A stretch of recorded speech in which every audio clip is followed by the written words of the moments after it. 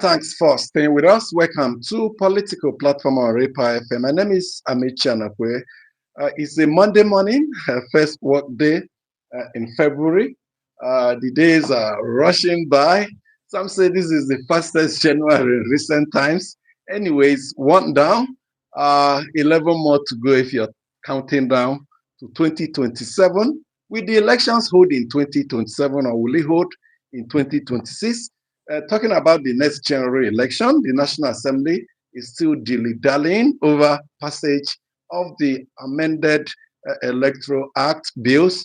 There's a provision that is suggesting we should hold elections at least 180 days before indeed handover to enable all litigations to be concluded. That will make the elections to hold sometime this year. So INEC still waiting. Some people are saying based on the old Electoral Act or the ex-ante Electoral Act, if by February 22 the National Assembly fails to act, INEC will commence preparation with issuance of notice of election, which requires that it should be done at least 1 year before the election. Are you counting down the days of the months of the year to 2027? Well, some Nigerians have been counting the number of days spent by President Bola Tinubu in Nigeria and the number of days he spent outside the country.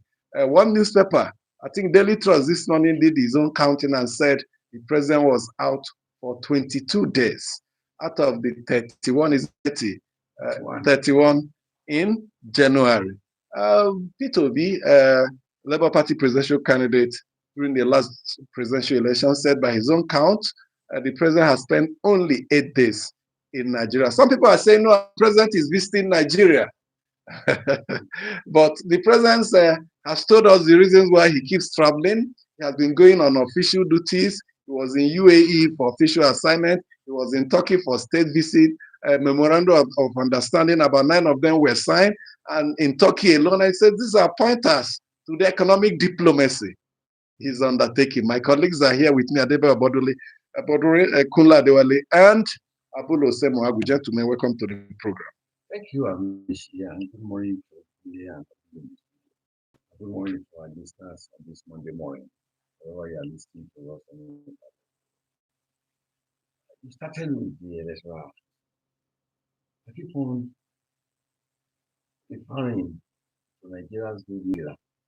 Nigeria's golden era is our second republic, no matter what anybody may say. For me, that's the way I look at it. In the second republic, that was the landmark judgment that was made by the Supreme Court in the case of Kwame Awolowo versus presidential election. It was heated legal firework. But the whole thing was that the joy of it was that before Shagari was sworn in, that case was disposed of. In the second election in 1983, Waziri Ibrahim of GNPP took Shagari to court. The case was disposed of before Shagari was sworn in. And that is what everybody is saying that we need. If you look at the civil society groups, you will realize the fact that they have a case. The case they have is that when a governor or a president is sworn into office, he will start using state resources to prosecute cases that involve him. Are you also leaving out the 1979 dispute over two-thirds? 12 to 2/3. That's exactly what I say. I say Obafemi Awolowo versus Shagari. Yeah. The case was disposed of before Shagari was sworn in. So the case being made by the civil society, if you look at the ones I have studied their case, I have studied their advocacy, I've studied what they are insisting, I've studied even the protests they did, and they are planning to have another one tomorrow. Is to make the lawmaker to realize the fact that you cannot keep on toying with the democracy in this country. Okay. Democracy must be deepened. And we can only deepen it when we realize the inaccuracies in our law and they are corrected in good time. As for the president, 22 days in Europe, in the Middle East, and in Turkey. Because Turkey is neither Europe nor between Middle East, Asia and Europe. That's why they call themselves Eurasia country. So that was I separated them. What would be of joy to Nigerians is the gains from those trips. That they are not just holidays. I have been on a government delegation out of this country, and I realized the fact that I quarreled when they called a meeting 5 days after we arrived in the country, and other countries were showcasing Nigeria, their country. As a journalist, I was interviewing other foreign ministers and all the rest. Our minister was nowhere to be found. The president is able to assess benefits for the country, so be it. But a trip where that does not bring success is like a road to nowhere. So he's not visiting Nigeria. It's like a road to nowhere. Okay, Kola Adewan. When I cited last week. Well, good morning, Adebayo Bodori and Abdulosema, and you, Amechi. Good morning to all our listeners wherever they are, and those who are watching us live on YouTube. Well, for me, traveling abroad is part of the president's work, and you can't take that away. But then you need to also balance the skills. When you travel for 22 days, like has been calculated, and you spend how many days in Nigeria? 8 days in Nigeria, 22 days out of 30. That's a lot. That's a lot of time outside the country. Now, why are we talking about this? Nigeria has humongous problems that she faces at the moment. Nigeria is facing a very large-scale insecurity issue that we are battling tooth and nail to solve. Nigeria has economic issues. I keep saying that everybody is telling us that the macroeconomic indices are good. What about the micro? What about the people? Government needs to buckle down and solve that problem simply by forming policies, doing things that will help us to produce. We are an import-dependent economy. What it means is that we export our raw materials and we import finished products. We are exporting raw materials and exporting jobs, and we're importing poverty with the finished products. We can never grow as a nation when we keep on that. You are a political economist, so you understand what I'm talking about.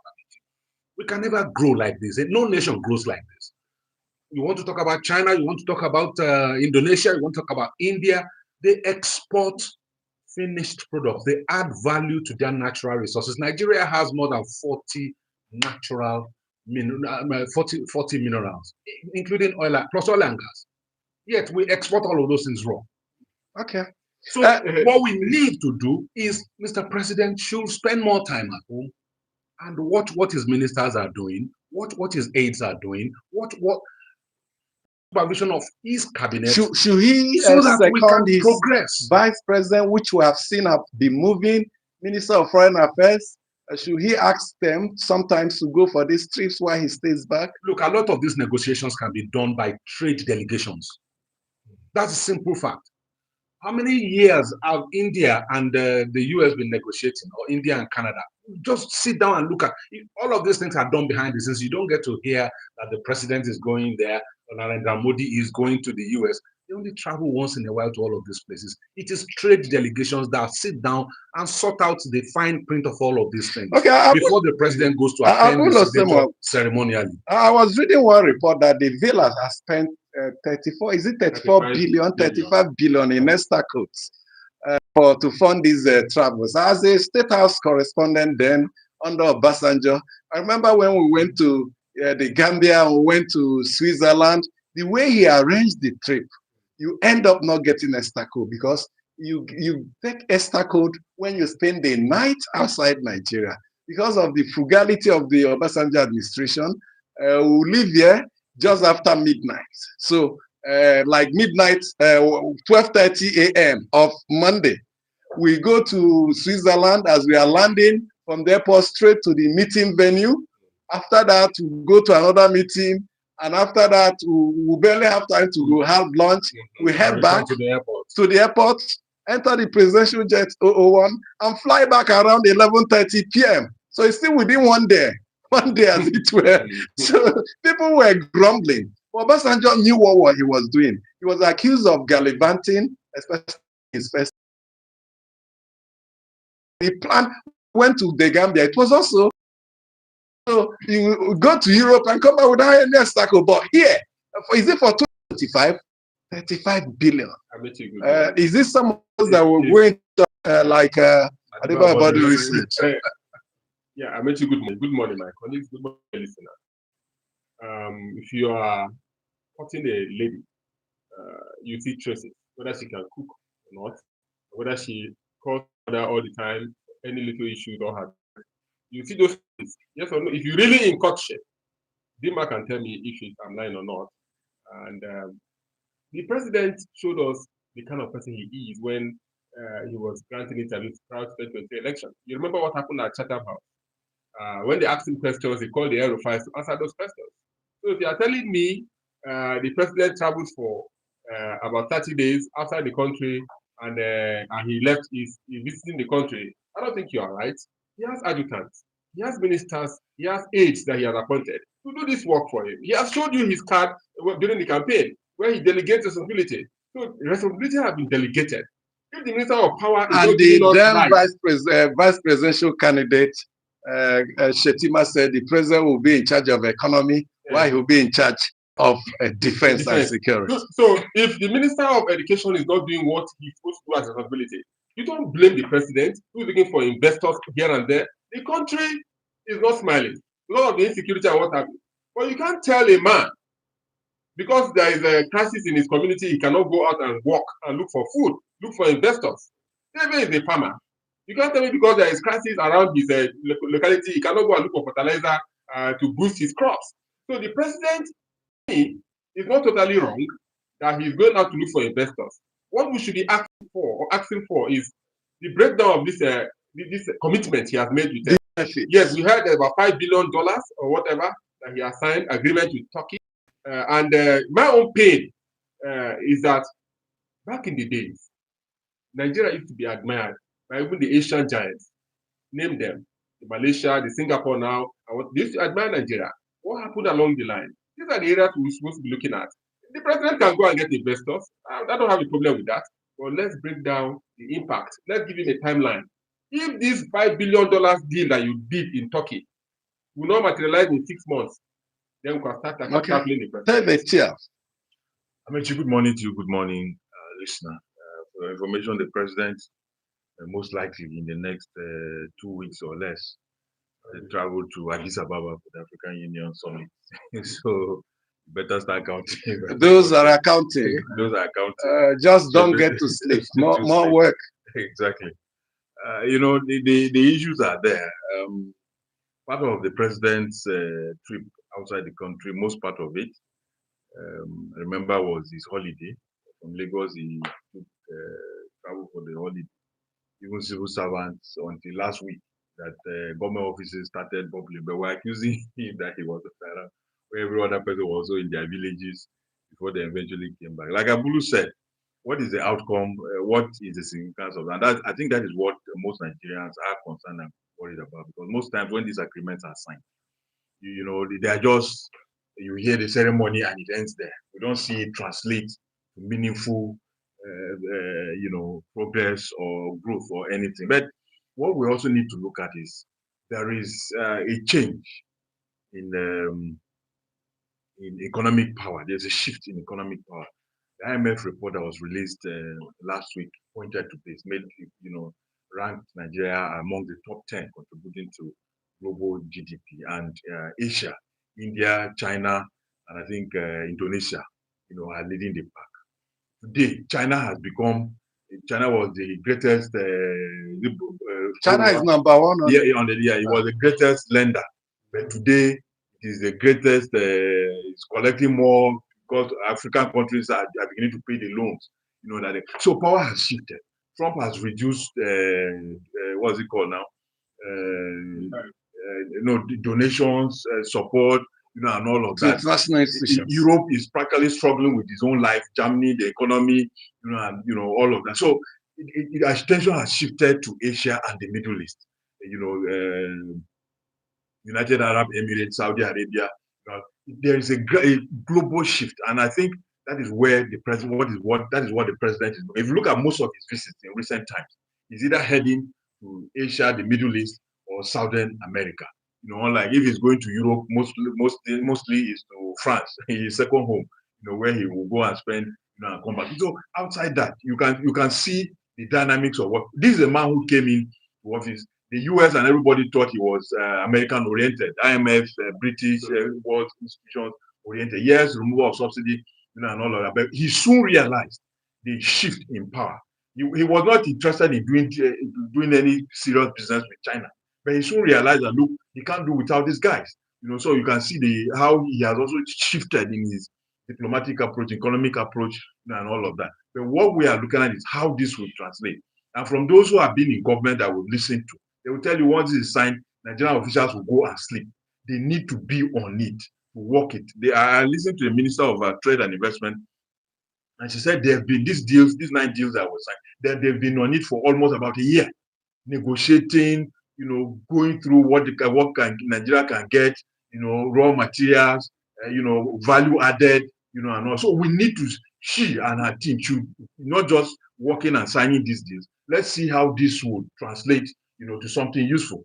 Now we expect the Ministry of Agriculture and Food Security.